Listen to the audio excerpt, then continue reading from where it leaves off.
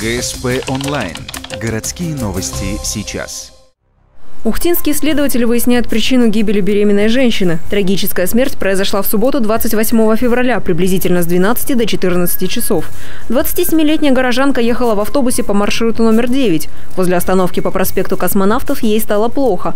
Автобус остановили, вызвали скорую помощь. Кондуктор и пассажиры пытались помочь. Но прибывшие медики констатировали смерть. В настоящее время установлено, что смерть женщины носит не криминальный характер, но смерть наступила от заболевания. Более уже точную информацию о том, что явилось причиной смерти, будет уже после медицинского судебного исследования трупа этой женщины.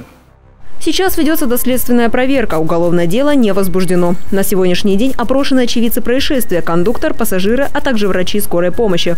Следователи ждут результатов медицинской экспертизы. Тогда и будет названа причина гибели ухтинки. Женщина была на раннем сроке беременности.